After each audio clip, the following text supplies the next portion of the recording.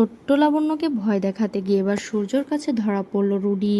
অনুরাগের ছোঁয়া ধারাবাহিকে দেখা যায় কুন্তলা সেনগুপ্ত বাড়ির সবাইকে বলে যে সব কিছুর পিছনে দীপা আছে। মেসোমশাই, আমি সেটাই প্রমাণ করে দেব, এক্ষুনি আমার সাথে চলুন। এই বলে সবাইকে নিয়ে সেনগুপ্ত বাড়ি যায়। অন্যদিকে দেখা যায় যে কুন্তলার ডাকে পুজোর কমিটির লোকজন এসে হাজির হয় এবং তারা কুন্তলার কথা মতো সবটা প্রবীণবাবুর সামনে বলে।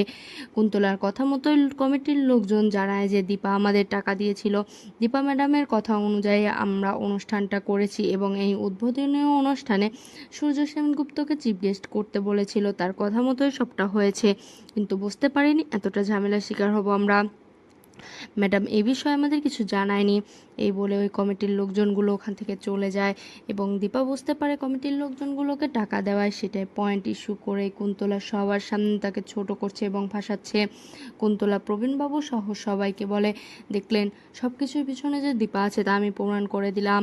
অন্যদিকে প্রবীণবাবু, সোনা এরা সবাই মিলে দীপাকে অ্যাকিউজড করে। সোনা চিৎকার করে বলে, এই মহিলা একজন ক্রিমিনাল, আর এই মহিলা আমার স্বামীকে ক্রিমিনাল বলে, আমার মৃত স্বামীটাকে নিয়ে টানাটানি করে। আমি এই মহিলাকে আর একদম সহ্য করব না, যাও এক্ষুনি বাড়ি থেকে বেরিয়ে যাও। সূর্য দীপার সামনে এসে দাঁড়ায়, বলে, আচ্ছা আমি কিছুই মনে করতে পারছি না, আপনি কি সত্যি ক্রিমিনাল? কেন বলুন তো, আপনাকে সবাই এরকমটা বলছে, আমি তো মনে রাখতে পারিনি, আমার কেন কিছু মনে পড়ছে না। দীপা খুব কষ্ট পায়, চোখের জল ফেলতে ফেলতে সেনগুপ্ত বাড়ি থেকে বেরিয়ে যায় এবং দীপা নিজের বাড়ি যায়। তবে দীপা প্রতিজ্ঞা করে এবার সে নতুনভাবে ফিরবে সেনগুপ্ত বাড়িতে। রূপা, অবিনাশ এদের সবাইকে বলে যে এবার এই বাড়িতে অন্যভাবে আমাকে খেলতে হবে, পরিকল্পনাকারীদেরকে শাস্তি দিতে হবে, এবার শুধু লড়াই বাইরে থেকে করলে চলবে না, বাড়ির লোকজনকেও লড়াই করতে হবে। ছোট্ট লাবণ্য সূর্যর দিকে ছুটে এলে দীপা জানতে চায় রূপা, তবে দীপাকে বলে যে আমি জানি ওরা ঠিক থাকবে, ভালো থাকবে, কিন্তু চারু চারু তো সব কিছু আবার দখল করতে বসেছে, তার কি হবে? দীপা রূপাকে বলে, শোনো রূপা, নিজের জিনিসের উপর ভরসা রাখতে শেখো, সব কিছু আমার পরিবার, আমি জানি আমারই থাকবে। অন্যদিকে দেখা যায় যে সেনগুপ্ত বাড়ির সবাই যখন আপসেট হয়ে যায়, চারু তখন বলে যে অনেক হয়েছে, আমরা সবাই বেশ আপসেট হয়ে আছি, আমরা বরং কোথাও একটা ঘুরে আসি। অপরদিকে মিস ডরথি সেজে রুডি সেখানে আসে এবং বলে যে এই ছোট্ট মেয়ে লাবণ্য, ওকে এইভাবে দীপা ব্রেন ওয়াশ করছে যে ও ভয় পাচ্ছে। রুডি এটা ছোট্ট লাবণ্যর দিকে এগিয়ে যেতে চায়। ছোট্ট লাবণ্য চিৎকার করে বলে, না, তুমি আমার কাছে আসবে না, কেউ বিশ্বাস করুক বা না করুক আমি জানি তুমি রুডি দাদা, আমি তোমাকে নিজের চোখে দেখেছি, আমি সবটা জানি। প্রচণ্ড ক্ষেপে যায় উর্মি, চিৎকার করে বলে, এইটুকু মেয়ে পাকা পাকা কথা শিখেছ ওই দীপার কাছ থেকে। অন্যদিকে প্রবীণবাবু সহ সবাই মিলে লাবণ্যকে থামতে বলে। ছোট্ট লাবণ্যকে বলে যে তোমার ভুল ধারণা, তুমি ভুল ভাবছো, উনি মিস ডরথি, উনি রুডি নয়। অপরদিকে রুডি ভাবতে থাকে, ছোট্ট পিচ্চি মেয়েটাকে যদি শিক্ষা দিতে না পেরেছি, আমার নাম রুডি নয়।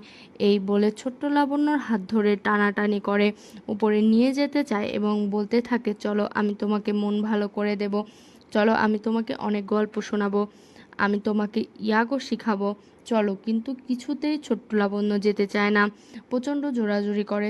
জয় রেগে যায়। জয় ডর থেকে বলে, এ কি, আপনি ওকে টানাটানি করছেন কেন?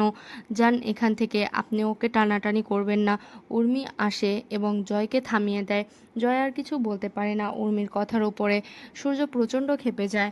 তখন ছোট্ট লাবণ্য ডরথির কাছে থাকতে চাইছে না, তখন ছোট্ট লাবণ্যকে জোর জবরদস্তি করার জন্য সূর্য ক্ষেপে গিয়ে রুডিকে এসে বলে, আপনি এই ছোট্ট বাচ্চা মেয়েটাকে এভাবে টানাটানি করছেন কেন? ও যে আপনার কাছে যেতে চাইছে না, আপনি বুঝতে পারছেন না? খবরদার যেন আমি না দেখি আপনাকে আর এমন কিছু করতে। এই বলে এক প্রকার রুডিকে ধাক্কা দিয়ে সরিয়ে দেয় সূর্য।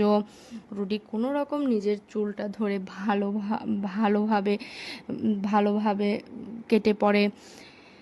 ভালো মা করে কাঁদতে থাকে লাবণ্য। অপরদিকে দেখা যায় সূর্য জানতে চায় কে ওর ভালো মা, কাকে ও ভালো মা বলছে। সেখানে চারু আসে এবং চারু বলে, ও আসলে আমাকে বলছে এই ছোট্ট লাবণ্যকে গিয়ে চারু বলে আসে, তুমি তো তোমার ভালো ছেলের ভালো চাও, তুমি তোমার ভালো ছেলেকে বলো যে তুমি আমাকে ভালো মা বলছো। ভালো ছেলের ভালো তো চাইবেই লাবণ্য, তার জন্য সূর্যকে বলে যে ভালো ছেলে আসলে এই আন্টি আমার ভালো মা, আমি তোমার ভালো মাকে পেয়ে গেছি। অপরদিকে চারু এত কিছু সামলাচ্ছে সেটা দেখতে পেয়ে সুযোগ বুঝে প্রবীণবাবুর ব্রেন ওয়াশ করে উর্মি, বলে যে বাবা চারুকে দাদার সাথে বিয়ে দিয়ে দিন, এটা ভালো হবে, চারু এই বাড়ির বউ হবে আর দাদাকে দেখে শুনে রাখতে পাবে। প্রবীণবাবুর মাথায় এই কথাটি ঢুকে যায়, প্রপোজাল দেয় চারুকে, বলে তুমি কি পারবে আমার ছেলের দায়িত্ব নিতে। সূর্য দায়িত্ব নিতে চাইলো, চারু একসেপ্ট করে নেয়। চারু বলে হ্যাঁ পারবো, যখন থেকে যেভাবে আপনি বলবেন আমি সেই মুহূর্ত থেকে আপনার ছেলের দায়িত্ব নেব এবং লাবণ্যরও দায়িত্ব নেব। অপরদিকে দেখা যায় দীপা জন্মাষ্টমীর পুজোর জন্য প্ল্যান সাজিয়ে ফেলে সেনগুপ্ত বাড়িতে। কারো যখন কোনো কিছু মাথায় নেই জন্মাষ্টমী পুজো করার কথা, তখন দীপা সব কিছু রেডি করে সেনগুপ্ত বাড়িতে হাজির হয় এবং পুজো শুরু করে দেয়। দীপার গানের আওয়াজ শুনে সবাই নিচে চলে আসে, সবাই মিলে অবাক হয়ে যায় দীপাকে দেখে। সোনা সোনা সহ সবাই মোটামুটি খেপে গেলেও কেউ কিছু বলতে পারে না। চারু একটু বাড়িয়ে বাড়িয়ে দীপাকে বলে, এসব কি শুরু করেছো তুমি? তবে দীপা চারুকে বলে, যা করছি ঠিকই করছি, যেখানে আমার কাজ সেখানে আমি অধিকার, আমি সেখানেই এসেছি। অন্যদিকে ওই রুডি ভাবতে থাকে দীপা আবারও কি শুরু করেছে, যখন তখন আমার চুল ধরে টানাটানি করবে, না দীপাকে থামাতে হবে।